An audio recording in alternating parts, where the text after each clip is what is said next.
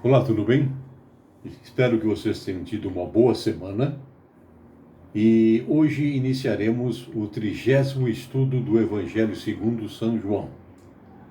Como sempre, pedimos a você que compartilhe com seus amigos esses nossos estudos para que eles possam também participar desse nosso crescimento espiritual através da Palavra de Deus.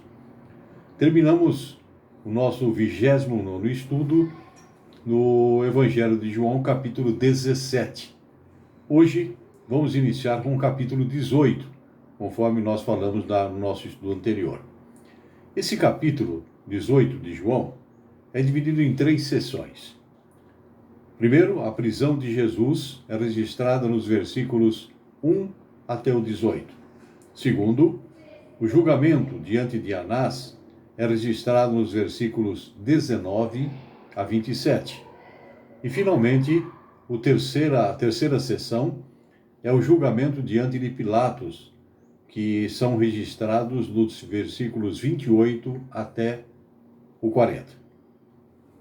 As narrativas dos 4 evangelhos cobrem os maiores eventos da prisão, do julgamento, da execução e da ressurreição de Jesus. Embora algumas dificuldades surgiam na correlação de detalhes, os principais elementos estão em completa harmonia. Jesus foi preso à noite, seu julgamento perante as autoridades judaicas teve, pelo menos 2 fases, e durante esta parte do julgamento, Pedro negou Jesus 3 vezes. O julgamento diante das autoridades seculares teve também 3 fases. E Jesus foi executado pelos soldados de Pilatos. Ele foi sepultado no túmulo de José de Arimateia, no primeiro dia da semana. Ele ressurgiu dentre os mortos e foi visto em várias ocasiões pelos seus discípulos. Nenhuma dificuldade de correlação de detalhes é insuperável. Em um número de casos, mais do que a explicação é possível e, na ausência de dados mais completos, é difícil escolher entre esses relatos. Vejamos agora, e eu peço para que você abra a sua Bíblia e permaneça aberta, o versículo 1 do capítulo 18. Vamos ver o que diz João 18:1. Tendo Jesus dito essas palavras, saiu juntamente com seus discípulos para o outro lado do ribeiro de Cedron, onde havia um jardim, e aí entrou com eles. Note aí uma expressão, uma localização, ribeiro Cedron. Esse ribeiro, situado no Vale de Cedron, a leste da cidade, corria do norte para o sul ao longo do lado oriental de Jerusalém. E era ele que separava Jerusalém do Monte das Oliveiras, onde Jesus foi preso. Leiamos agora os versículos 2 e 3. Estou lendo João capítulo 18, versículo 2 e 3. Versículo 2. E Judas, o traidor, também conhecia aquele lugar, porque Jesus ali estivera muitas vezes com seus discípulos.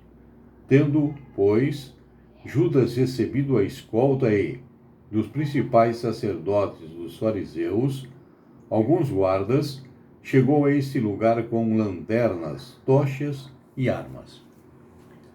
A escolta dos principais sacerdotes e dos fariseus. Esses eram, provavelmente, os mesmos guardas do templo, que se refere em João capítulo 7, versículo 32 e versículo 45. Eles, obviamente, esperavam resistência à prisão, tanto da parte de Jesus, como também da parte dos discípulos.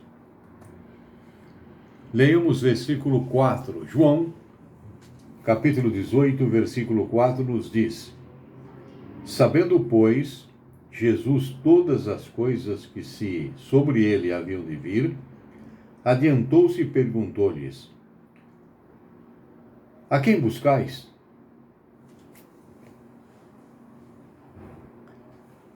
Olha que interessante a palavra do Senhor falando sobre a ciência de Jesus, sabendo ele todas as coisas.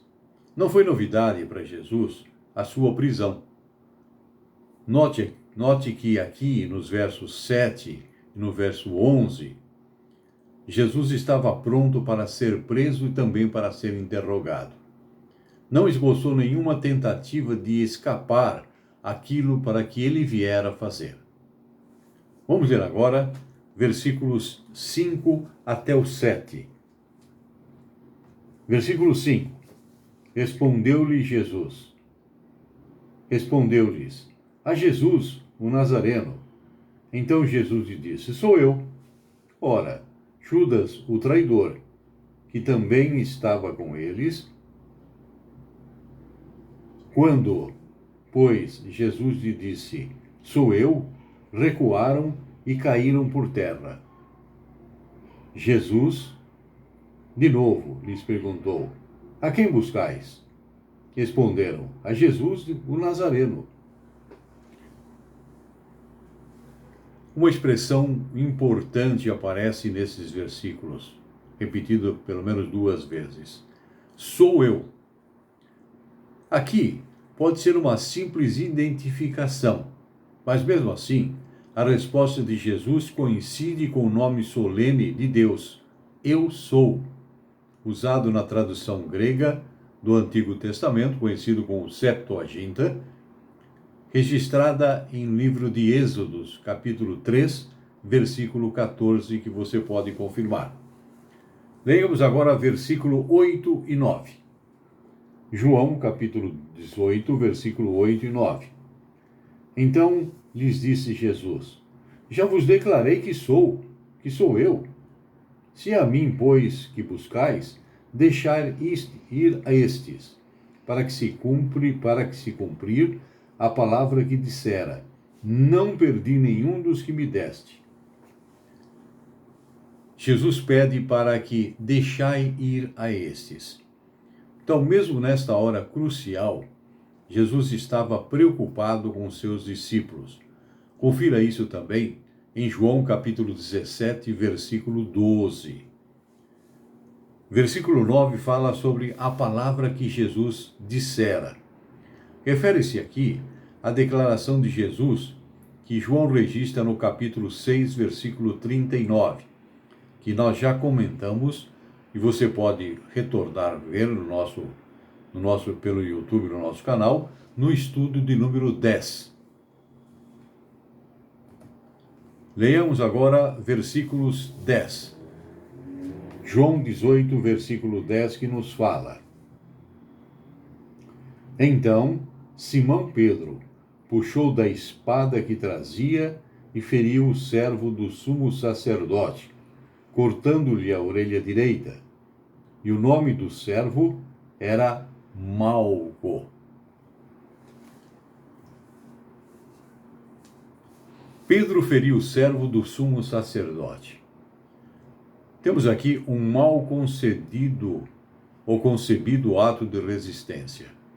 Só João registra que Pedro carregava uma espada e que Malco era o nome do servo, e somente Lucas registrou que Jesus o curou.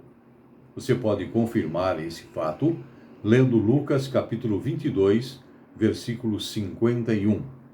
Leiamos versículo 11, continuidade do nosso estudo. Mas Jesus disse a Pedro: mete a espada na bainha. Não beberei, porventura, o cálice que o Pai me deu? Esse cálice é o cálice da ira de Deus, de acordo com o que nos fala Salmo 75, versículo 8, Isaías capítulo 51, versículo 17, e Jeremias capítulo 25, dos versos 15 até o 17. O cálice que Jesus escolheu beber não é meramente a morte, mas a ira de Deus sobre todo o pecado. Confirme isso. Leia Mateus capítulo 20, versículo 22, e Evangelho de Marcos capítulo 10, versículo 38. para confirmar essa declaração. Vejamos agora os versículos de 12 até o 14. Estou lendo João, capítulo 18, os versículos 12 a 14, quando Jesus se apresenta perante Anás. Assim, versículo 12. Assim, a escolta, o comandante e os guardas dos judeus prenderam Jesus, manietaram-no e o conduziram primeiramente a Anás, pois era sogro de Caifás, sumo sacerdote naquele ano. Ora, Caifás era aquele que havia declarado aos judeus ser conveniente morrer um homem pelo povo. Vejamos esses personagens para que nós entendamos melhor essa história que nos conta o Evangelho de João. No versículo 13 aparece essa figura, um sumo sacerdote, Anás. Anás era um dos mais influentes líderes judeus da época. Ainda que deposto do ofício de sumo sacerdote pelos romanos, ele era ainda conhecido por esse título entre os judeus. É difícil determinar se esse versículo e os versículos 19 até o 24, que ainda nós leremos, representam uma ou duas fases de um julgamento diante das autoridades judaicas. Mateus, Marcos e Lucas, os evangelhos sinóticos, se referem a uma fase adicional diante do Sinédrio.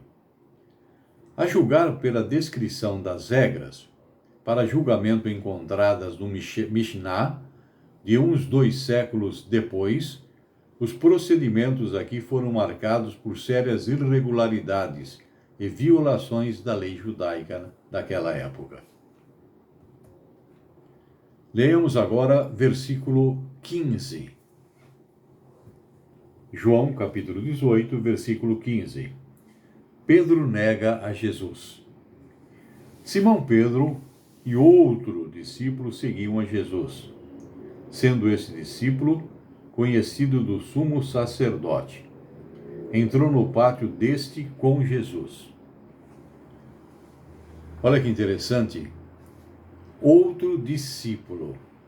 É possível que esse fosse João, uma vez que, dos 3 mais chegados a Jesus, que eram Pedro, Tiago e João, ele é o único que não é mencionado pelo nome neste evangelho. Ainda nesse versículo 15, nós temos outra expressão e outro relato. Um discípulo conhecido do sumo sacerdote.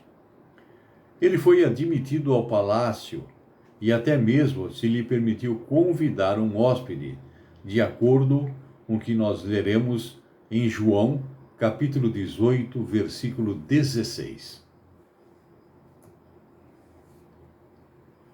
Vamos ler então agora João, capítulo 18, dos versículos 16 ao versículo 18. Diz a palavra: Pedro, porém, ficou de fora, junto à porta.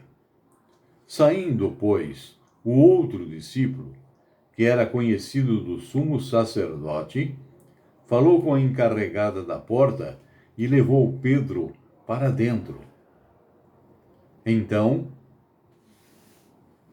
a criada, encarregada da porta, perguntou a Pedro: Não és tu um dos discípulos deste homem?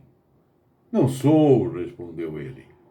Ora, os servos e os guardas estavam ali, tendo acendido um braseiro, por causa do frio, e aquentavam-se.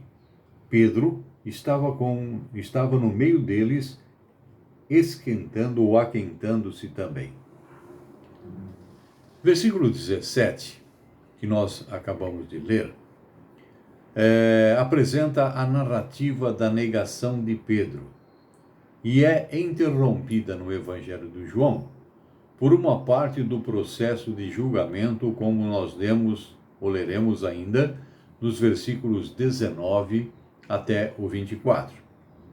Pareceria que houve 3 ocasiões de negação, ao invés de 3 declarações diferentes de Pedro. Isto é o que alguém poderia esperar com várias pessoas indo e vindo para aquecer-se junto ao fogo. Pode haver diferentes modos legítimos de distinguir as ocasiões para demonstrar a figura das 3 negações preditas por Jesus. Você pode confirmar lendo João, capítulo 13, versículo 38, quando Jesus fala sobre isso aqui que estava ocorrendo agora. Leiamos os versículos 16 até 18.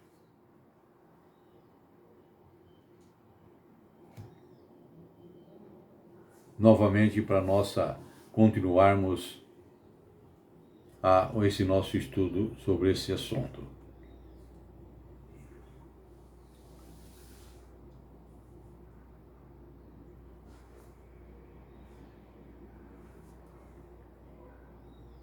Ou melhor, como nós já lemos, não vamos fazer a leitura novamente, que nós já fizemos do 16 ao 18. Vamos ver o que nos fala. Vimos que fala o versículo 16, vamos ver agora o versículo 17. Todos os 4 evangelhos concordam com a primeira negação, que a primeira negação, melhor dizendo, foi em resposta a uma pergunta de uma serva. Em outras palavras, de uma pessoa inofensiva, sem grande importância na casa. Era uma serva que não tinha muito valor na época. Ainda nesse versículo 17, a negação de Pedro, não sou. A negação de Pedro mostra que, quando Jesus suportou o castigo divino contra o pecado, ele o fez sem o conforto ou a consolação. A negação de Pedro é predita no livro de Zacarias, conforme lemos no capítulo 13, nos versículos 6 e 7. A solidão de Jesus em seu sofrimento também é antecipada no livro de Salmos. Leia o Salmo 69, versículo 20, sobre esse sofrimento de Jesus que havia sido antecipado desde aquele primórdio. Leiamos agora os versículos 19, ou versículo 19, melhor dizendo. O que nos fala o versículo 19, quando Anás interroga a Jesus. Diz a palavra: Então, o sumo sacerdote interrogou a Jesus acerca de seus discípulos e de sua doutrina. Jesus perante Anás. Esse Anás pode ter sido Anás ou Caifás, na casa de Anás. A casa poderia ser de Anás e quem estava interrogando seria Caifás, de acordo com o que nós podemos entender ou depreender de acordo com o que nos diz o versículo 24 de João capítulo 18. Entretanto, um acusado não podia ser interrogado até que uma testemunha tivesse primeiro estabelecido uma base para fundamentar a culpa. Por essa razão, alguns chamam isto uma audiência e não um julgamento. Vamos ver agora os versículos 20 até o 22. Continuamos lendo João capítulo 18, versículos 20 ao 22.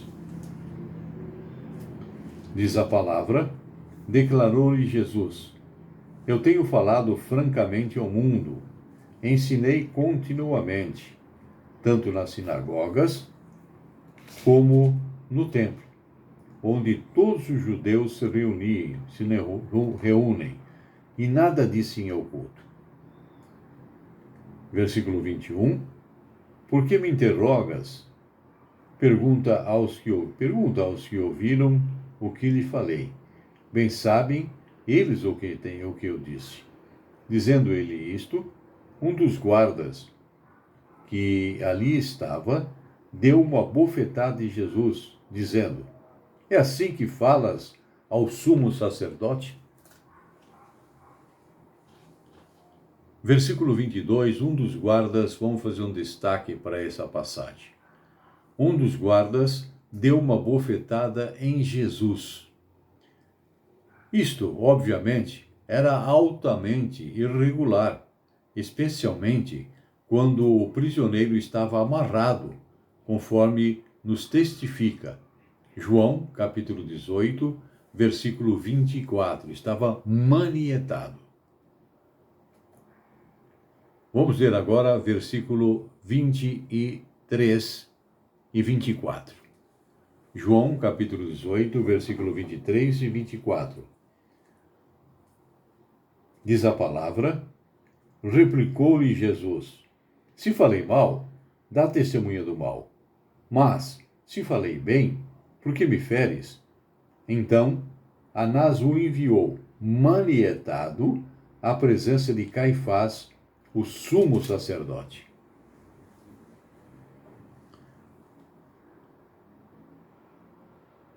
Conforme nós vemos aí nesses versículos 23 e 24, registra no Anás, que aparece a pessoa de Anás, conforme registrado no capítulo de João, capítulo 11, versículo 49, esse tinha conhecimento, isso Anás conhecia o plano dos judeus de tirar a vida de Jesus. Não era para ele novidade, ele já sabia do arquiteto que tinha sido feito para prender Jesus e lhe tirar a vida. Nós vamos parar por enquanto por aqui. Estamos no 30º estudo e espero que você leia todos os versículos que nós indicamos e verifique alguns detalhes importantes que, por certo, você não tinha notado ainda na passagem que nós estamos estudando. Fique com Deus. Uma boa semana e até a próxima semana, se Deus quiser.